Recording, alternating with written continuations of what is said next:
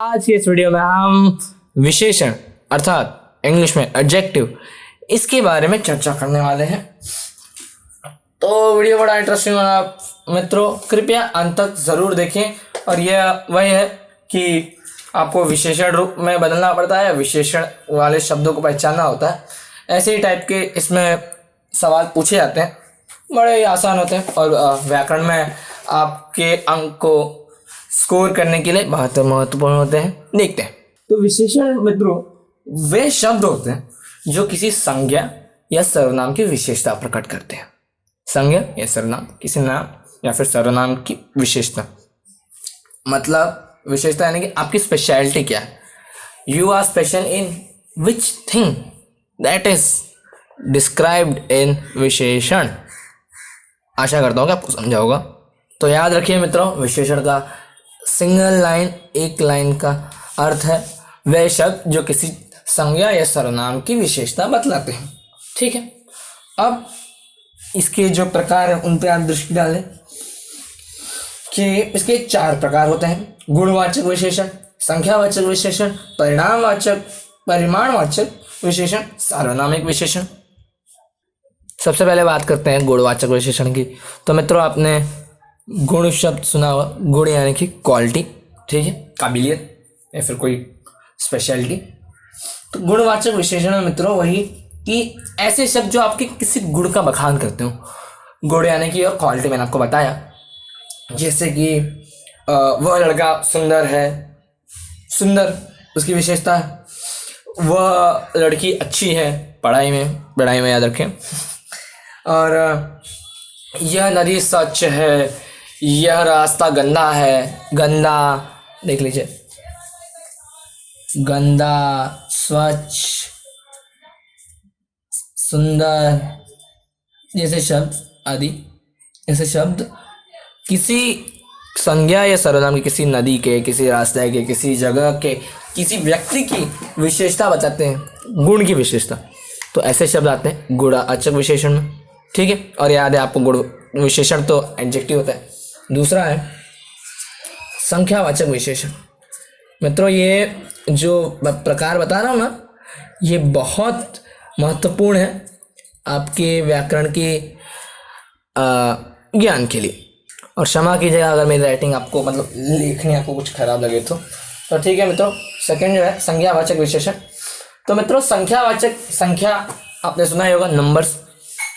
ऐसे शब्द जो संज्ञा या सर्वनाम की विशेषता को बताते हैं इन टर्म्स ऑफ नंबर या फिर संख्या रूपी में। इसके भी 2 प्रकार होते हैं मित्रों, वो क्या?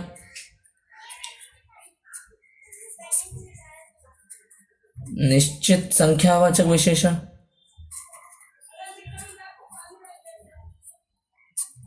और दूसरा अनिश्चित, नॉट डिसाइडेड वाले विशेषण। सेम। तो मित्रों निश्चित संख्यावाचक विशेषण यानी कि क्या? वह शब्द जो निश्चित नंबर होते हैं, जैसे कि 10, 5, 100, 200, करोड़ों, अरबों, खरबों, मतलब एक फिक्स नंबर कि हमें सुनने पता चल जाए। जैसे कि हमारे 3 दोस्त हैं, 3 एक निश्चित संख्या है। हमारे कई सारे दोस्त हैं, कितने दोस्त हैं किसी को पता है? नहीं, तो वो अनिश्चित है। ये आता है अनिश्चित का, वो आता है अनिश्चित संख्यावाचक विशेषण में। ठीक है, तो याद रखिए ऐसे नंबर्स जो डिसाइडेड होते हैं और जो फिक्स्ड हमें पता होता है कि इतना इतना है, 10, 5, 100, 200, ऐसे टाइप के नंबर्स निश्चित संख्यावाचक। और जो मालूम नहीं, जैसे कि कई सारे, कुछ, बहुत सारे, थोड़े इत्यादि शब्द जो हमें पता नहीं, हम बस अंदाजन कहते हैं कि इतना हो सकता है, थोड़ा सा खर्चा आएगा, बहुत सारे लोग होंगे, हमें निश्चित संख्या नहीं पता, तो वो आता है अनिश्चित संख्यावाचक में। ठीक, इसके बाद तीसरा है परिमाण, क्वांटिटी, परिमाण वाचक विशेषण। ठीक से बनिए यार, क्षमा कीजिएगा लिखने के लिए आपसे मैं फिर से कहता हूँ। तो परिमाणवाचक विशेषक यानी कि क्वांटिटी, ऐसे शब्द जो किसी नाप तोल में, अर्थात जैसे आपकी ऊंचाई नापने में या फिर आपका वजन नापने में, दूरी नापने में, ऐसे सब चीज़ों के लिए हो। जैसे कि 2 लीटर दूध, 3 मीटर कपड़ा, 1 किलोमीटर की दूरी, 100 किलोग्राम वजन, ऐसे सारे परिमाण अर्थात क्वांटिटी नापने में यूजफुल शब्द होते हैं। तो ये आते हैं परिमाणवाचक में। उदाहरण लिख देता हूँ, 2 litre, 3 litre, 5 litre, 1 kilogram, 2.5 kilo का हाथ। सुना होगा आपने, सनी पाजी। हाँ। अब चौथा, सार्वनामिक विशेषण। तो मित्रों आपको इस सार्वनामिक विशेषण में लिख देता हूं, सार्वनामिक विशेषण।